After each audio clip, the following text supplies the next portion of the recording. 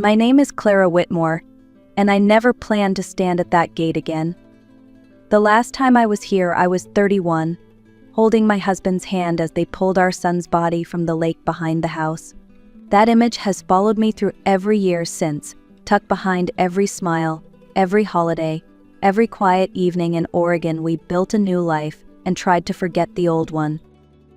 Now, 30 years later, I was back. My husband, Robert, passed away 6 months ago, and my children insisted I come here one last time to sign the sale papers. The offer from a mining company, $22 million, was more money than I could ever imagine needing. My eldest son, Michael, called it a blessing. My daughter, Anna, said it would finally close a painful chapter. And my youngest, Luke, just said, "Maybe now you'll sleep through the night, Mom." They meant well. They always do. But standing there with the Wyoming wind brushing through the tall grass, I realized I was trembling. My fingers touched the old padlock on the gate, rusted, cold, but still familiar. I whispered to no one, "I thought you were gone." The hinges groaned as I pushed the gate open. To my surprise, it didn't resist. The dirt road beyond wasn't swallowed by weeds as I expected. It was clear, smooth, freshly graded. Someone had been here. Someone had cared. My car crept down the path that used to be lined with fence posts, most of which I thought had long since fallen. But now they stood upright, mended, newly painted white. There were tire marks in the dust. At one point, I stopped the car and stepped out, listening. All I could hear was the wind and the faint creak of a windmill turning somewhere ahead. Robert used to love this place. He called it the heartland of his boyhood, though after the accident, he never spoke of it again. He said we'd sell it one day, that it was cursed ground, and I believed him. I never asked about the few weekends he claimed to spend here over the years, maintenance trips, legal meetings, repairs before the sale. I was relieved, if anything, that he could handle it while I stayed away. But now, looking at the ranch, I saw signs of life. The fences weren't broken. The old barn roof gleamed with new tin. Even the mailbox at the end of the drive looked freshly painted. For the first time in decades, a strange thought entered my mind. What if this place wasn't abandoned at all? What if Robert hadn't come here to sell or mourn, but to build something I never knew existed? The farther I drove, the stronger the feeling grew that I was trespassing on someone else's world. I passed a line of fence posts that had been replaced recently, still smelling faintly of cut pine. The gravel road curved, and suddenly I saw smoke rising from a chimney. My breath caught. There, standing at the edge of the main clearing, was the old farmhouse. The same wraparound porch, the same oak tree shading the front yard, but everything else was wrong. The house wasn't falling apart. It was painted white, its windows clean, curtains fluttering behind the glass. There were flower boxes freshly watered, and near the barn, children's laughter carried through the air. I parked the car and stepped out slowly, half convinced I was dreaming. "Hello," I called, my voice sounding small against the wide Wyoming sky. A woman appeared on the porch. She looked to be in her 50s, with silver-streaked hair tied back in a ponytail, her sleeves rolled up and hands dusted with flour.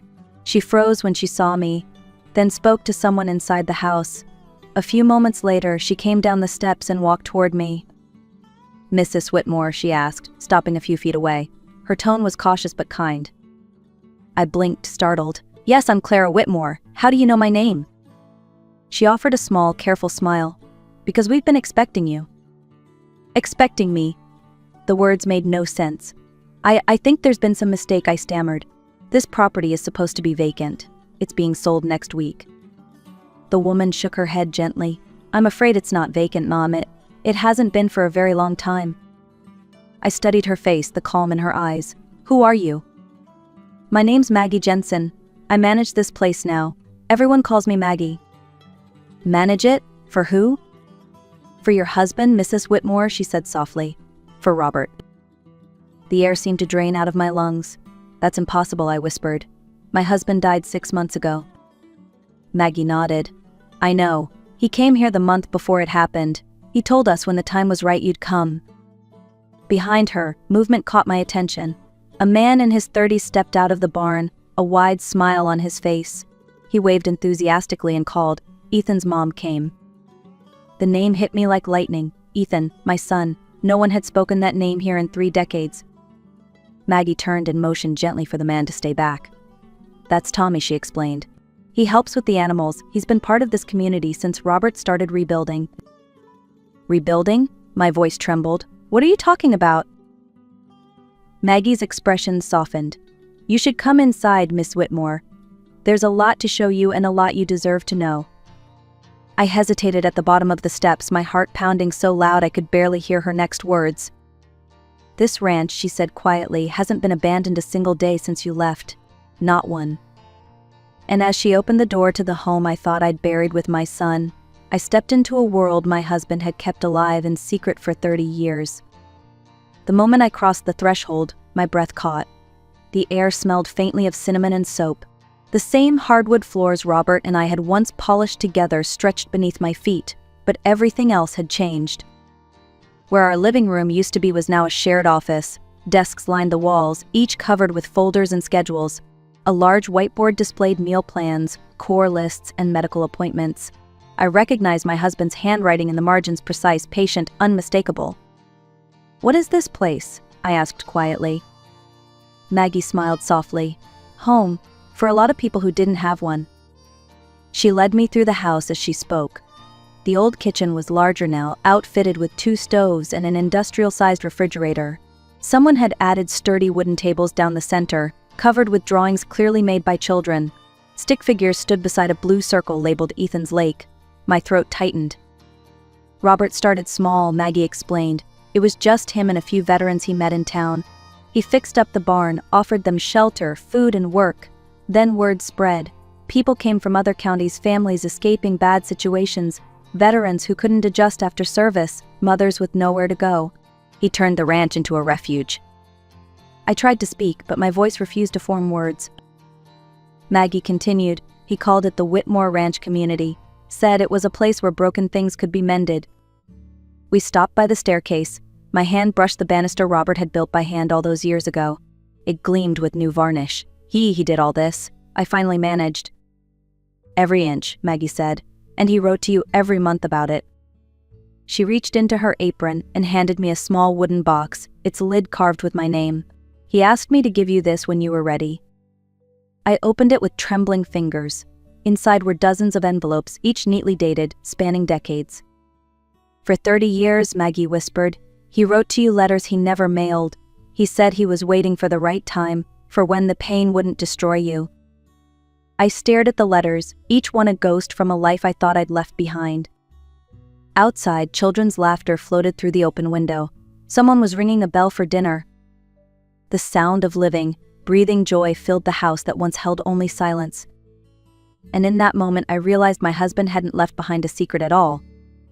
He had left behind a legacy. That night, I sat alone in what used to be our bedroom, the box of letters beside me. I wasn't sure I had the strength to open even one, but curiosity, no, love pushed me forward. I reached for the envelope on top. The date read June 1994, just 1 year after we left. My hands trembled as I unfolded the paper. Robert's handwriting stared back at me, steady and familiar. My dearest Clara, if you are reading this someday, know that I came back to the ranch. I told you I was attending a medical conference in Denver, but I couldn't stay away. The lake doesn't frighten me anymore. It feels like the only place I can still find Ethan. I spent the day repairing the dock. Tomorrow I'll mend the barn roof. Work seems to be the only thing that helps me breathe again. Tears blurred the ink. I set the letter down and opened another, dated 5 years later. Clara, I met a man named Robert Winters today, a veteran who'd been sleeping in our barn. He has nowhere to go. I told him he could stay as long as he wanted if he helped with the repairs. It felt right. Maybe healing comes from helping someone else survive their pain. Letter after letter painted a picture of a man trying to turn sorrow into something good. He wrote about building new cabins, installing solar panels, hiring a teacher for the children who came with the families. Then I reached one marked August 2002. Inside, the words made my chest tighten. I still haven't told you the truth about that day, Clara. You've carried the guilt for so long, but it was mine to bear. Ethan asked me that morning if he could try fishing alone. I said yes. I promised I'd join him soon, but I got caught fixing the tractor. You were in the kitchen baking his cake, thinking he was with me. When I finally looked toward the lake, it was already too late. I let our boy go alone. I've lived every day since trying to make sure no other child's laughter ends that way. My breath left me in a sob I hadn't felt in decades. The weight I'd carried all my life, every sleepless night, every nightmare replaying that afternoon shifted. Robert hadn't been escaping me all those weekends, he'd been redeeming himself. The next morning I found Maggie in the kitchen, pouring coffee for the residents. I placed the letter on the table between us. "He blamed himself," I whispered. Maggie nodded, her eyes soft. "He told me once that guilt is love that hasn't found its purpose yet." This, she gestured toward the bustling house, was his purpose. Through the window I saw Tommy leading a group of children toward the lake, bright towels slung over their shoulders. "Every Tuesday," Maggie said quietly, "they have swim lessons there. Robert made sure no child would ever drown on this land again." I pressed a hand over my heart, where grief and gratitude collided. For the first time in 30 years, I whispered my son's name aloud. "Ethan," I said softly, "your father finally made peace with the water." 2 days later, my children arrived. Michael was first, his tie still knotted from work, phone buzzing with constant notifications. Then came Anna, sharp-eyed and professional in her tailored suit, carrying a stack of legal folders as if she were entering a courtroom. Luke arrived last, unkempt, tired and quiet, his duffel bag slung over his shoulder like a man who'd stopped running but hadn't yet found where to rest. The moment they saw the house alive with people, children playing tag, a man fixing the fence, a woman hanging laundry, their faces tightened with confusion. "What's going on here?" Michael demanded. "Why are there strangers on our property?" Maggie stepped forward to greet them, but I raised a hand. "I'll explain," I said. Over dinner, I told them everything about the letters, the community, the truth about Ethan, and how their father had spent 3 decades turning this land into something good. Michael's jaw clenched. "You're telling me Dad hid this from us? That he used our family land for charity?" "It wasn't charity," I said gently. "It was redemption." Anna flipped through her folders. "Legally, this property still belongs to the Whitmore estate. If the will didn't mention the community, they can't just stay here." Maggie met her gaze calmly. "Your father took care of that. The land was placed in a trust, the Whitmore Foundation for Families in Need. The deed is sealed." The room fell silent. Luke spoke first, his voice quiet but firm. "He built something beautiful here. Why would we tear it down?" "Because it's worth $22 million, Michael snapped. "Do you have any idea what that money could do for us?" Luke's eyes darkened. "Do for us, or for you?" Michael slammed his hand on the table. "Don't start, Luke. You've never worked a real job in your life." "And you've never felt anything that didn't have a price tag?" Luke shot back. "Enough," I said sharply. The word cut through the noise like glass. "Your father didn't build this place for profit. He built it so that something good could come out of our pain. Can't you see that?" Anna leaned back, folding her arms. "Maybe. But Mom, practicality matters. How long can this place even sustain itself?" Maggie smiled faintly. "Longer than you think. Your father funded it through the sale of the Northern Pasture years ago. It's self-sustaining solar power, agriculture, education programs, therapy for veterans. Every cabin here was built with purpose." Michael stood abruptly. "This is madness. I'm calling the lawyer." Before he could leave, a voice spoke from the corner. It was Tommy. "Mr. Roberts said one day his family would come," he said softly. "He said they might not understand right away, but they would." The room stilled. Michael's phone buzzed again, but he didn't answer. For the first time, I saw doubt flicker across his face. I looked around at my children, their anger, confusion, hurt, and realized this was the new battlefield of grief, not between love and hate, but between legacy and self-interest. And I knew this was only the beginning. That night, after everyone had gone quiet, Maggie came to find me. She held something small and black in her hands, a USB drive, its label faded with time. "Robert wanted you and the kids to see this together," she said softly. We gathered in the old living room, the one that now served as a classroom during the day. Michael sat stiffly in an armchair, Anna beside him with a legal pad in her lap. Luke stood near the back, leaning against the wall, arms crossed but eyes soft. Maggie plugged the drive into the television. The screen flickered, and then his face appeared. Robert looked older than I remembered, his hair gray, his skin lined with exhaustion, but his eyes held the same warmth that first drew me to him 35 years ago. "My dear Clara," he began, his voice steady yet fragile, If you're watching this, it means I didn't get the chance to tell you the truth myself." I felt my throat tighten. He continued, "For years I thought silence was protection. That if I never spoke of Ethan, maybe your heart could heal. But grief doesn't disappear, it just waits for both of us." He paused, glancing down as if searching for words. This ranch, it became my way of speaking to him again.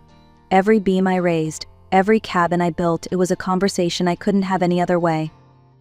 The camera shifted slightly as he walked outside, the wind rustling through the grass.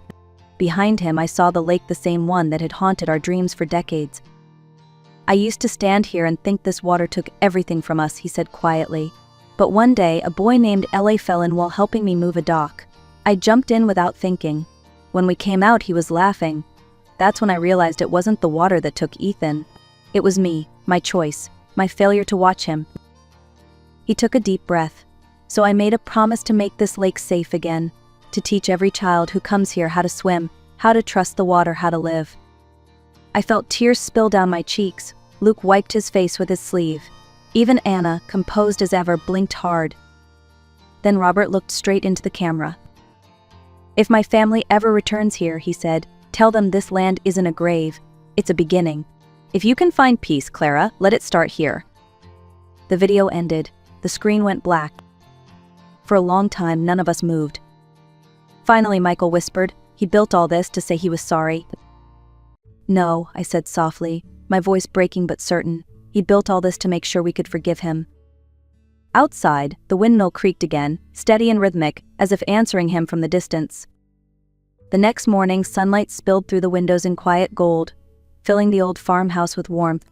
For the first time since my arrival, I didn't feel like a visitor. I felt like the house was breathing again, alive with something deeper than memory. After breakfast, Maggie approached me with a brown envelope. My name was written on the front in Robert's careful script. Inside were 4 sealed letters, one for me, and one for each of our children. I read mine first. "Clara," it began, "I never meant to carry the burden alone. I just didn't know how to let you see me broken. You were always the strong one. This ranch is my apology, but also my gift to you. You were the storyteller of our family. Now I want you to keep telling the stories of this place, every soul who comes here, every second chance they find. Let this land speak through you." I pressed the paper to my chest and wept quietly. Michael read his next. His voice cracked as he spoke aloud. He says, "You always thought success was measured in numbers, son. But someday you'll learn that peace is the real profit. If you can help this ranch grow, do it not for me, but for yourself." Anna's letter was short and deliberate. "Use the law, my daughter, not to protect wealth but to protect people." She folded it neatly, her eyes softening in a way I hadn't seen in years. Then Luke unfolded his, smiling through tears. "You were my wild heart, the one I could never tame. Stay that way. Teach others that broken doesn't mean useless." We sat together in silence, surrounded by ghosts and sunlight. Later that afternoon, Anna walked with Maggie to discuss the legal side of the trust. Michael wandered the fields, tracing the outlines of barns and cabins with quiet thought. And Luke, barefoot in the grass, helped the children feed the horses, laughing in a way that sounded almost like healing. I stood on the porch, watching them, my heart both aching and whole. Robert had built a place where every broken thing could begin again. And now, each of us was finding our own way to continue his promise. That evening, as the sun began to sink behind the hills, I walked down the familiar path toward the lake. The air was cool and sweet, heavy with the scent of pine and wild sage. For the first time in 30 years, I wasn't afraid to go near the water. Children's laughter echoed across the surface. I watched as Luke stood waist-deep in the shallows, guiding a little girl who clung nervously to a float. Maggie sat on the dock, her notebook resting beside her, calling out gentle instructions. The ripples shimmered gold beneath the setting sun.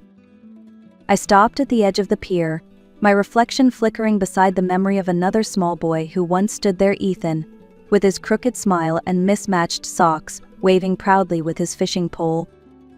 For years, that memory was a knife. Tonight, it was a gift. I knelt down and placed a small photo on the dock. It was worn from years of hiding inside a book.